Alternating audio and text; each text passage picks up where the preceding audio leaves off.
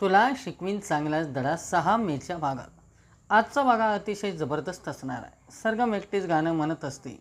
तेथे मागून अधिपती येतो आणि म्हणतो, 1 नंबर. तुम्ही कधी आली? तुम्ही मनमंदिरात होता तेव्हा आलो. चालू द्या चालू द्या. धनाजी चहा दे त्यांना.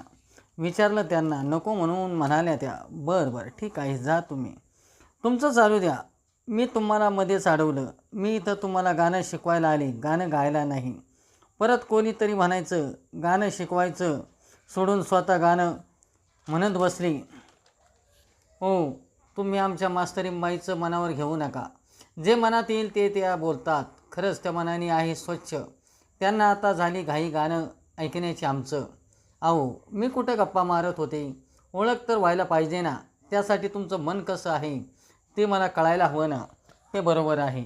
आता आपण सध्या गळ्यावर फोकस करूया. मनाचं बघू पुढच्या पुढं. बसू का? या ना, बसा ना. गळ्याचं बघून घेऊ आपण.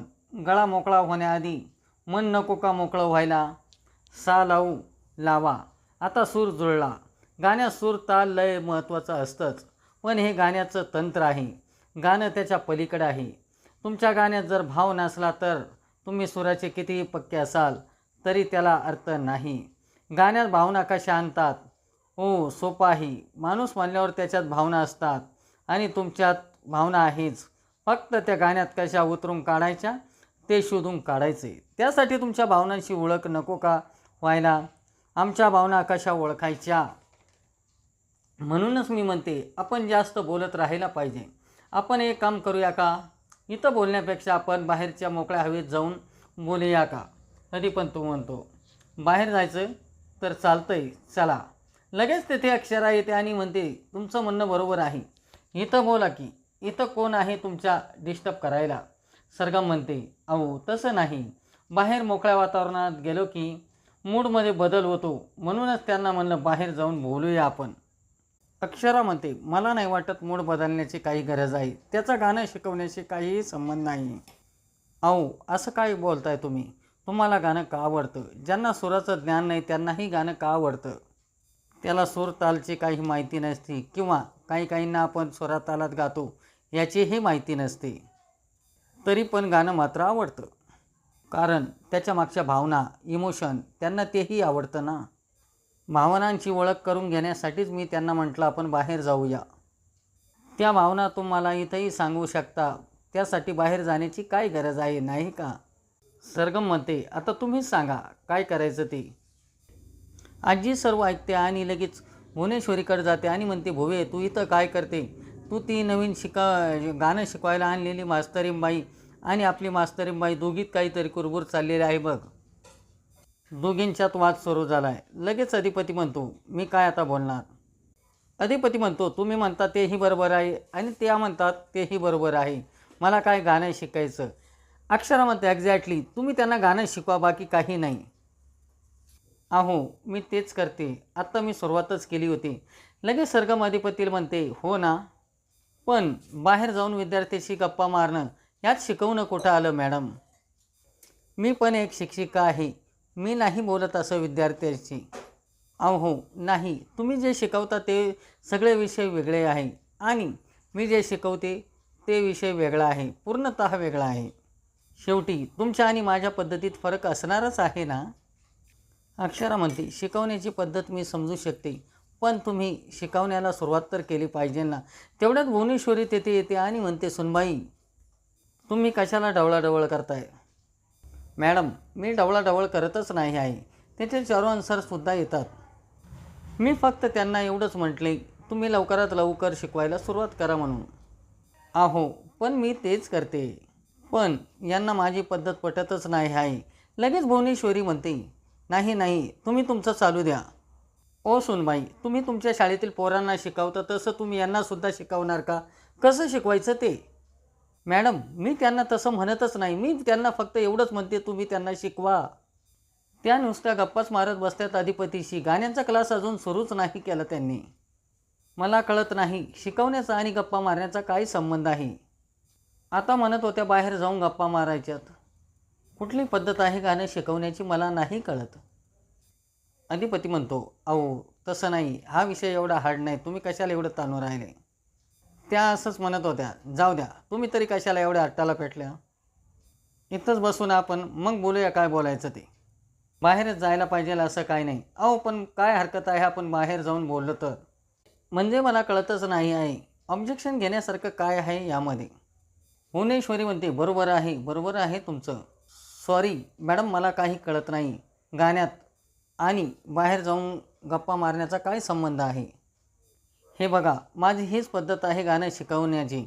जर तुम्हाला पटत नसेल तर मी जाते इथून. शाहरुख सर म्हणतात, नाही नाही मॅडम, तुम्ही असा टोकाचा निर्णय नका घेऊ. थांबा, आपण काहीतरी तोडगा काढू यावर. लगेच सरगम म्हणते, अहो नाही, यांचा बोलण्याचा दृष्टिकोन वेगळा आहे. मुळात ही पहिली वेळ नाही असा ऑब्जेक्शन घेण्याची. माझ्या शिकवण्यात जर सारखे अडथळे येणार असेल तर मला खरंच इंटरेस्ट नाही आहे गाणं शिकवण्यात. मॅडम, अशा याच्या वातावरणात मी नाही शिकू शकत. सॉरी, मला माफ करा. सरगम तेथून निघून जाते. अधिपती म्हणतो, कशाला तुम्ही काहीतरी बोलला त्यांना. लगेच अधिपतीला ओंक्याचा फोन येतो. हा ओंक्या, काय नाही, अर्जंट काम आहे, येतोच का फॅक्टरीमध्ये. काय नाही, तो रेस्टरूमचा प्रश्न आहे, तू जर आला तर तो रेस्टरूमचा प्रश्न सुटून जाईल आणि बायकाही येणार आहे. ठीक आहे, थोड्या वेळात येतो मी. हो बावा, तू लवकरात लवकर ये. तू आल्यावर हा प्रश्न आपल्याला लवकर सोडवता येईल. अधिपती म्हणतो, आईसाहेब येऊ का मी. जा, तुमच्या मागा लई व्याप आहे, इथले व्याप आम्ही निस्तारतो, जा. लगेच भुवनेश्वरी म्हणते, झालं का तुमचं समाधान. तुमच्या आग्रहाखातर आम्ही या सगळ्यांना तयार झालो. अधिपतीला गाणं शिकण्याची परवानगी दिली, पण आता स्वतःहूनच त्यामध्ये खोडा घालू राहिल्या. आता अधिपती गाणं कसं शिकणार. भुवनेश्वरी रागारागाने वर निघून जाते. चारुहंस म्हणतात, हे काय झालं अक्षरा, हे चांगलं नाही झालं. इकडे फॅक्टरीमध्ये खूप साऱ्या बायका येणार आहे. फॅक्टरीमध्ये काय तोंडात येईल ते बडबड करताय तुम्ही. बाबू, मी इथं मुकादम हजर. मला नाही सांगितलं मालकाने आणि तुम्हाला सांगितलं. आपल्या फॅक्टरीत बायका येणार नाही म्हणजे येणार नाही. लगेच अधिपती मागून येतो आणि म्हणतो, मुकादम. दाखलं सरकार. मुकादम काय म्हणता. डायरेक्ट रमेश म्हणा की. हे काय म्हणतात, आपल्या फॅक्टरीमध्ये बायका येणार आहे. अधिपती म्हणतो, येणारच आहे मग. त्यांची सारी जबाबदारी आपल्यावर आहे, त्यांची सेफ्टीची जबाबदारी आपल्यावर आहे. आपल्या आया बहिणी येणार म्हणल्यावर त्याची काळजी घेतलीच पाहिजे. अगदी घेणार, तुम्ही काहीही काळजी करू नका. लगेच सर्व महिला मंडळी कामाला येतात. या या या या, तुमचे लई उपकार झाले. अहो, उपकाराची कसली भाषा करता ताई. तुम्ही सगळ्या कामाला वाघिणी आहेत म्हणून आमच्या डोक्यात हा विचार आला आहे. त्या दिवशी आले होते तुम्ही आमच्या बचत गटात, आमचं काम बघितलं. आम्हाला वाटलं तुम्ही आम्हाला छोटं मोठं काम द्याल तुमच्या फॅक्टरीमध्ये, पण नोकरीच द्याल असं वाटलं नव्हतं.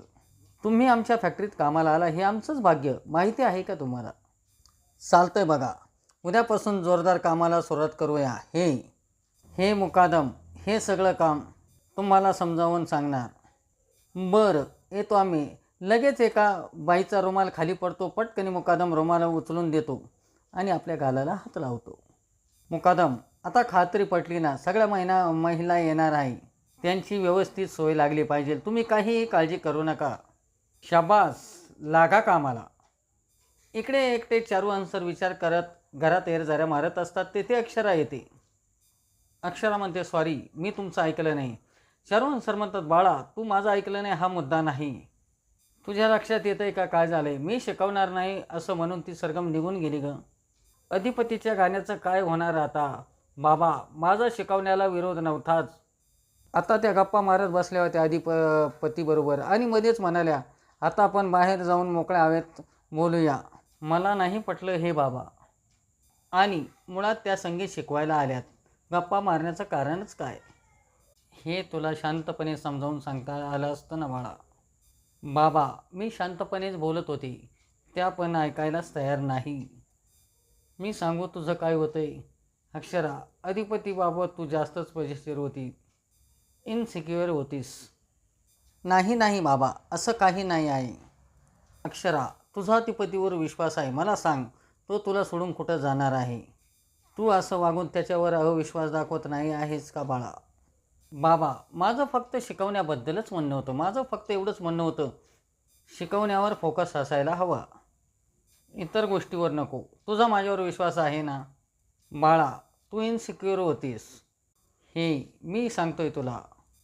यामुळं तुला कळलं आहे का काय झालं आहे? ती मुलगी निघून गेली या घरातून आणि भुवनेश्वरीला हेच निमित्त हवं होतं. अक्षरा, ज्यासाठी आपण आटापिटा केला त्याचा काय उपयोग आहे? सॉरी, मला कळली माझी चूक. ओंक्या आणि अधिपती चहा पित असतात. ओंक्या म्हणतो, काय रे बाबा, कशी चालू आहे तुझी गाण्यांची शिकवणी? आणि आम्हाला कधी ऐकायला मिळणार तुझं गाणं? अधिपती म्हणतो, आता नाही. म्हणजे? अरे, बंद पडला गाण्याचा क्लास. बंद कसा झाला? अरे, त्या गाण्याच्या मॅडम गेल्यात क्लास सोडून. आता त्या काय गाणं वगैरे शिकवत नसतात. काय? नक्कीच तुझ्या स्वराला घाबरली असाल. तसं झालं असतं तर एक वेळ चाललं असतं ओंक्या. हा म्हणजे वेगळाच विषय हार्ड झाला रे. बायकांचं गणितच वेगळं असतं. हिचं वाजलं जरा या गाण्याच्या मास्तरीन बाई सांग. त्या गाण्याच्या मॅडम गेल्यात क्लास सोडून. त्या म्हणाल्या, मी आता गाणं वगैरे शिकवत नसते. मला मास्तरीन बाईचं काही कळत नाही. त्या हुशार आहेत, पण त्यांची चिडचिड झाली तर मला काही कळत नाही. त्यांची चिडचिड झाली का माझी बी चिडचिड होते. तुला म्हटलं नाही का, बायकांचं गणितच वेगळं आहे. शहाण्या माणसाने त्यामध्ये पडू नये. ते काही सुटणार नाही कधी. ओंक्या म्हणतो, भावा मला काय वाटतं, एकदा अक्षराशी बोल. त्यांचं काय म्हणणं आहे ते तू समजून घे आणि उगा त्यांच्यावर चिडचिड करू नको. त्यांच्यावर मी कशाला चिडतोय? जाऊ दे, चल आपण आपल्या कामाला लागूया. इकडे भुवनेश्वरी एकटेच एअर जरा मारत असते. लगेच भुवनेश्वरीला फोन येतो सरगमचा. खरंच सॉरी, मी तडकाफडके निघून आले तुमचं काम सोडून. मी तरी काय करणार? त्या सारख्या मध्ये येणार असल्या तर मी काम तरी कसं करणार? फोकसच करता येत नव्हता. पण आम्ही तुम्हाला काय सांगितलं? होतं? तुमचा फोकस कुठं असायला पाहिजे होता आणि तुम्ही तो कुठं नेला? बरोबर आहे तुमचं, पण मला नाही शक्य होणार हे. आम्ही जे काही सांगतोय त्याला कधीच नाही म्हणायचं नाही. अहो मॅडम, पण आता स्वतःहून मला परत येणं बरं नाही वाटत. तुम्ही परत या. पण स्वतःहून नाही. सोनबाईच तुम्हाला स्वतःहून या घरात आणणार. कसं? ते तुम्ही आमच्यावर सोडा. आम्ही करू काय करायचं ते. फक्त एक ध्यानात ठेवा, परत आल्यानंतर तुमच्या कामात कुचराई करू नका. कळलंय का? हो मॅडम. आजचा भाग कसा वाटला ते लाईक करा, शेअर करा आणि आमच्या चॅनलला सबस्क्राईब करा.